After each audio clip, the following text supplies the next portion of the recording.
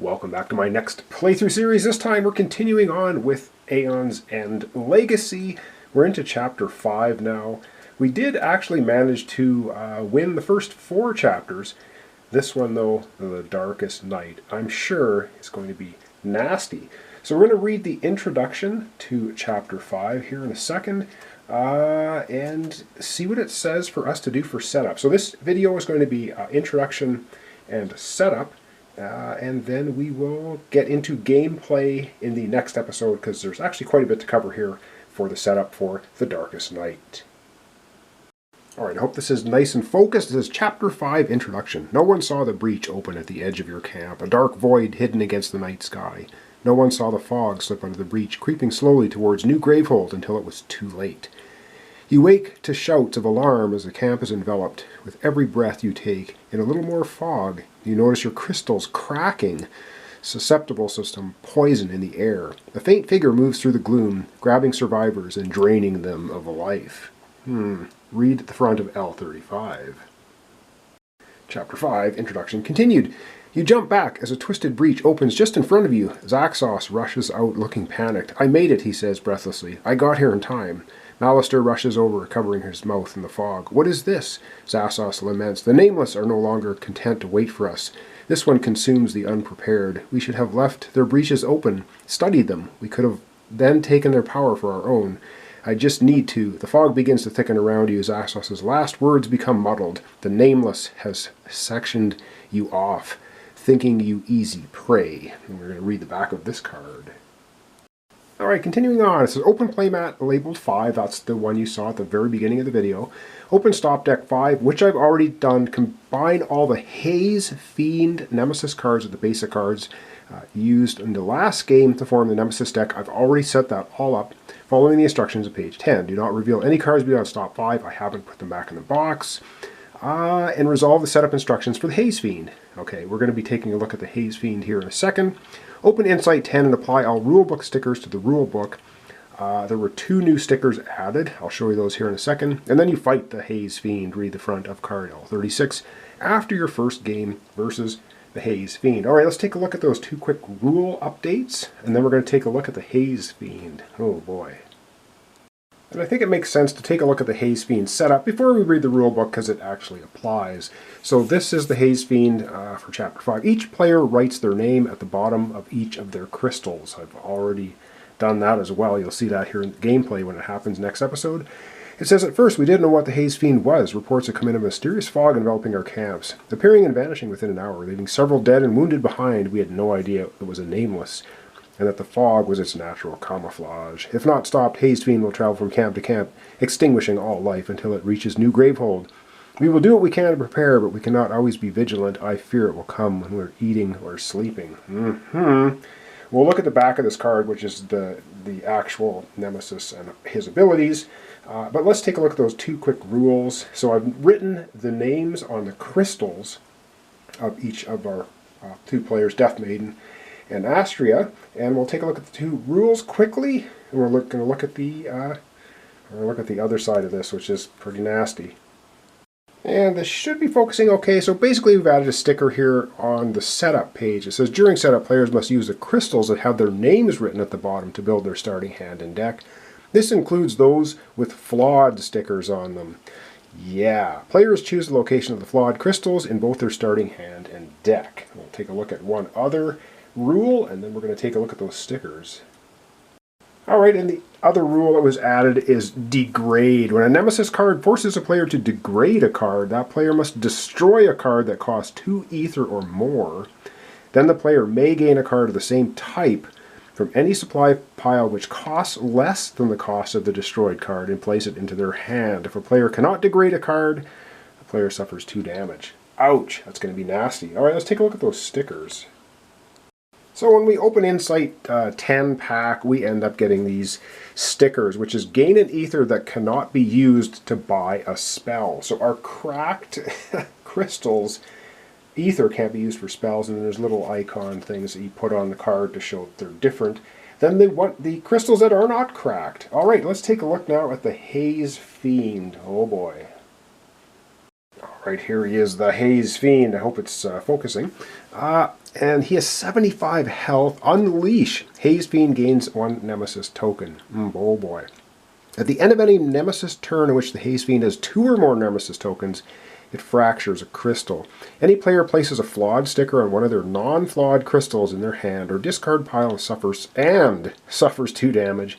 If no player has a non-flawed crystal in their hand or discard pile, place a flawed sticker on a non-flawed crystal in the destroyed pile. The player whose name is on that crystal suffers 2 damage. If no sticker is able to be placed in this way, any player suffers 2 damage. Haze Fiend loses 2 Nemesis tokens, rinse and repeat.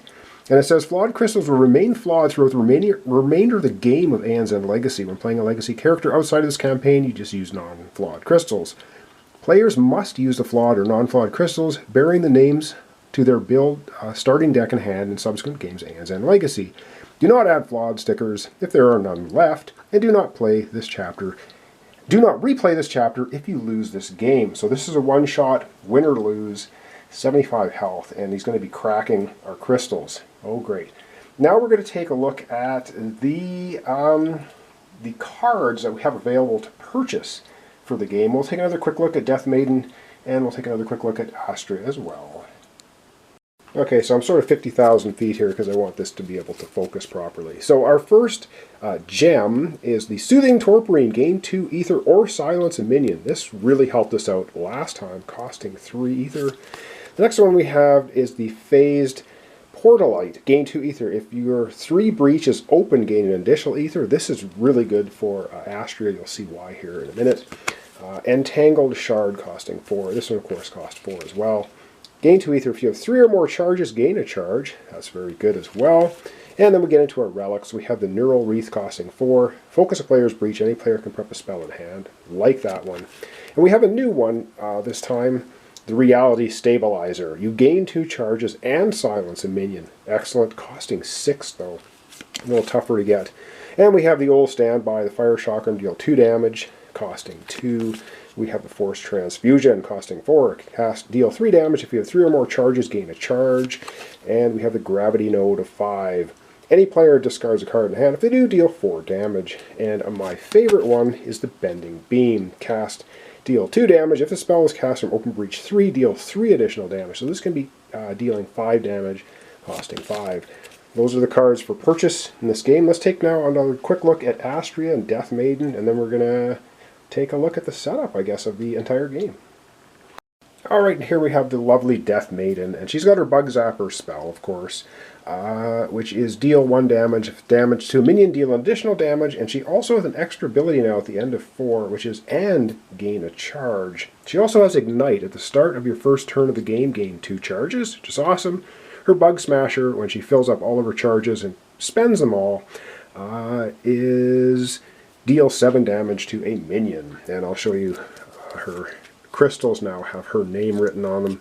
And these, of course, can get cracked, and that's where we're putting stickers on them. And so her starting hand is the Bug Zapper and 4 crystals, and her starting deck is 4 crystals and a spark. So she's got a lot of crystals, lots of buying power, but not so much. And her breaches are open. One is open, and the other ones are set up that way. You've seen that before in the previous playthroughs. All right, let's take a quick look now at Astria. And back we go to Astria now. We've got her. She has Lifebringer, which is this one. It's gain an ether. If you have 3 or more open breaches, gain 1 life, which is really good. Try to keep this alive. And you may place a different gem you played on top of your deck. So if she gets some really good expensive gems, and this comes up with it, she can put that back on top of her deck, which is really cool to keep cycling the really powerful gems. And of course we've written Astria on her crystals here as well. So she has the Forced Focus. At the start of your first turn of the game, focus breach 3 twice. That's actually going to open it. So she's going to really start out the game with breach 1 and 3 open, which is awesome. And her special ability when she gets all charges is to any player gains 3 life, the Life Well. Also trying to keep herself and Dethmaydn alive. Okay, I think I've covered pretty much everything. I'm just going to back up. We're going to get everything set up and sort of end off for today as an introduction to Aeons End Legacy, Chapter 5, The Darkest Night. Alright, the scene is set to take on the Haze Fiend, 75 health. Gravehold starts with 30. Astria and Dethmaydn both start at 10 health. And these little crystals here come from the pet shop for the fish tanks. They're the little fish tank crystals. They're actually perfect for this kind of game. And what else do I use? And the little trays up top came from Staples. They're just card holder trays, so I stick a lot of the cards up there, so if you're wondering about that. And all the breaches are set the way they should be, and we're just about ready to begin the game. So next episode, we're going to start. We have 2 Astria cards, 2 Nemesis cards, 2 Dethmaydn cards in here, and I'll shuffle these up at the beginning of the episode when we begin tomorrow. I'm hoping to get an episode up each day, but I don't know if I'm going to be able to do that, so there may be a gap in between episodes. I try to get an episode up every day if I can. We'll see how that happens. So thanks so much for watching along. Thanks for your comments, subscriptions, likes. This is Aeons End Legacy. We're doing Chapter 5. And this is going to be nasty. The Darkest Night. So we'll see you then.